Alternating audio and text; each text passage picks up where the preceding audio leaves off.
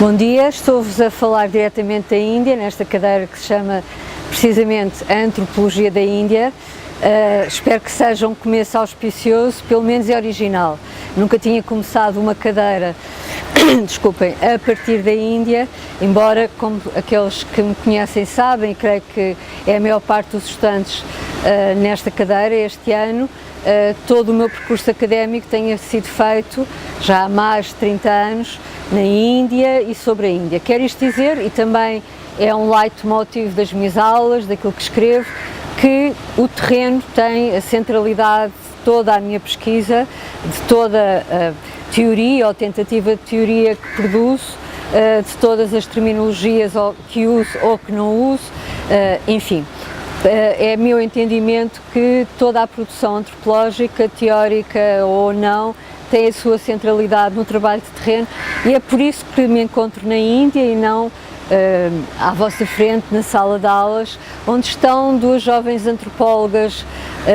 que trabalharam comigo em alturas diferentes e com percursos diferentes e que, às quais me ligam, além de laços de grande amizade,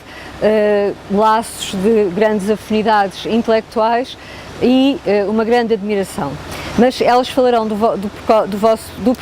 seu próprio percurso. Eu queria dizer que as nossas aulas, que como vocês sabem serão de facto essencialmente sobre a Índia, terão muito essa marca de autor, inevitavelmente. Elas terão muito a ver com a minha experiência realizada, quer em Goa, onde me encontro agora, embora numa Goa hindu, de que já vos falarei brevemente, quer no Gujarat. Foi exatamente no Gujarat que eu comecei, numa aldeia do Gujarat, que eu comecei a minha investigação antropológica sobre a Índia, da qual resultaria a minha tese de doutoramento, e depois um livro e bastantes artigos, mas depois, a certa altura, fiz agulha para Goa. Goa é essa onde me encontro agora. Vocês veem por trás de mim um templo hindu de Ganesh. Ganesh, para aqueles que assistiram às minhas aulas de mapas etnográficos, é o deus com tromba de elefante e corpo de homem, filho de Shiva, um dos deuses mais importantes do panteão hindu, e de Parvati. Shiva é o deus dos ascetas e, nesse sentido, ele retira-se em longas peregrinações para os Himalaias, mas é também o deus da dança. Mas enquanto asceta, depois falaremos dele nas outras vertentes, é também o deus fecundador, é o deus que destrói para garantir o início dos ciclos, mas enquanto deus dos ascetas, ele passa longos períodos de tempo em meditação e em yoga. Ele é também o deus dos yogis nos Himalaias. Ora, durante uma dessas ausências, Parvati, a sua mulher divina, a deusa, chorou tristemente de saudades de Shiva, e a certa altura, há várias cosmogonias, eu adoto a que prefiro, a certa altura uma das lágrimas de Parvati caiu no solo que fecundou, e dessa lágrima que o solo, a terra, fecundou, nasceu uma criança, um bebê, um jovem que cresceu. E quando Shiva regressou desse longo percurso pelos Himalaias, dessa longa meditação de 14 anos, são os ciclos exatamente da meditação, este jovem que não o conhecia, a criança, entretanto, que tinha crescido e que não o conhecia, barrou-lhe a entrada de casa. Bom, e Shiva, que apesar de ser Deus, tinha as suas fúrias, como todos temos, quando vocês falam nas aulas, ou usam o telemóvel, ou usam o iPad, ou usam o computador. Bom, fecho parênteses, já sabem que é uma chamada de atenção para as coisas de que eu não gosto. Bom, mas Shiva, na sua fúria de Deus, cortou-lhe a cabeça. Bom, e foi então que Parvati, absolutamente inconsolável, disse que ele tinha acabado de matar o seu próprio filho. E Shiva prometeu a Parvati que o ressuscitaria, que o traria de novo à vida, implantando no corpo morto de Ganesh, era o nome da criança, a primeira cabeça que encontrasse, o primeiro ser vivo que encontrasse. Ora, essa cabeça foi um elefante, foi a cabeça de um elefante, e então o Deus ficou com tromba de elefante e corpo humano. O que é muito curioso é que esta espécie, esta mistura, não uso hibridismo e vocês já sabem porquê, esta mistura entre um Deus que é antropomórfico, mas que tem esta característica animal, é um Deus de culto extremamente disseminado pela Índia. É por isso que hoje eu estou aqui neste templozinho de Ganesh, muito perto do apartamento onde eu estou a viver com a minha grande amiga e etnomusicóloga, a professora Susana Sardo, que partilha, além do apartamento, a minha investigação sobre a Índia, tem partilhado há muitos anos, é que Ganesh é objeto de culto por grande parte das religiões da Índia e, como nós veremos, são bastantes endógenas, como o hinduísmo e o budismo, ou exógenas, como o islão, o catolicismo, etc. E assim, tendo o catolicismo uma presença muito forte em Goa, não dominante, mas muito forte, quando se constrói uma casa, põe-se um templo de Ganesh nas estruturas. E porque Ganesh é supostamente o Deus dos princípios, é o Deus que remove os obstáculos, é o Deus a que se presta culto quando alguém parte em viagem, é o Deus a que os alunos, ou os pais dos alunos, fazem um puja, uma devoção, quando eles fazem exames importantes. Bom, mas este Deus é transversal a todos os cultos que existem na Índia e, tirando os cultos animistas, eles são pelo menos 7, o que nos diz muito do hinduísmo como, por um lado, uma estrutura adaptativa, profundamente elástica, ao contrário daquilo que muitos antropólogos e, sobretudo, muitos historiadores têm defendido, mas diz-nos também muito da plasticidade de outras religiões que têm coexistido no hinduísmo e que foram ao longo dos séculos, como é o caso do catolicismo em Goa, absorvendo traços distintivos do hinduísmo, quer do ponto de vista religioso, quer sobretudo do ponto de vista social, o que quer dizer que a morfologia social dominante na Índia, o sistema de castas, acabou por ter uma força verdadeiramente centrífuga e centrípeta, inscrevendo-se noutros patamares religiosos, em teoria incompatíveis com a estratificação em castas, como o próprio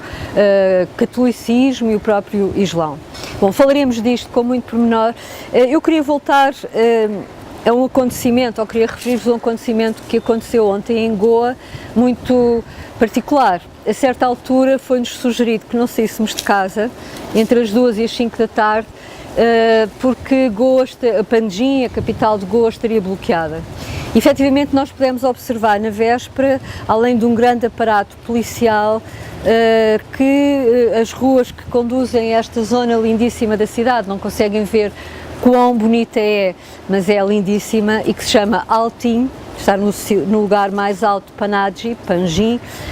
nós podemos ver que, além desse aparato policial, se estavam a instalar várias barreiras, várias grades, que são barreiras, efetivamente, ao trânsito. Bom, isso aconteceu porque Narendra Modi, o primeiro-ministro da Índia, o primeiro-ministro da Índia atual, veio fazer campanha pelo seu partido, o BJP, Bharatiya Janata Party,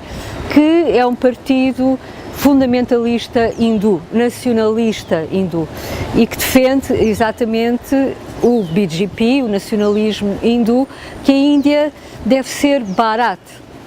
Isto é, ao contrário do projeto nacionalista de Gandhi e de outros nacionalistas que nós falaremos, segundo o qual a Índia era para os indianos, independentemente da sua filiação religiosa, independentemente do seu nascimento acidental numa casta qualquer,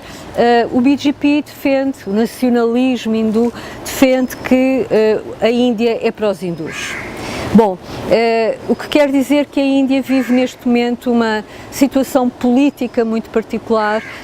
em alguns casos, em alguns contextos, como este de Goa e outros de que falaremos, com alguma agitação e mudança partidária, mas a Índia fez um grande percurso desde Gandhi, desde a independência, desde o princípio do nacionalismo hindu, que se oferecia ele próprio algumas adulterações, algumas delas infelizes, como um nacionalismo fundamentalista, religioso, que longe de incluir, exclui. E exclui não minorias e como eu vos disse também, a certa altura a própria classificação de minoria ou maioria depende do nosso posicionamento, depende do olhar de quem classifica, de quem observa, mas de maiorias, de populações que são efetivamente maioritárias. Eu lembrava-vos que a UMA, a comunidade dos crentes do Islão, tem na Índia a sua segunda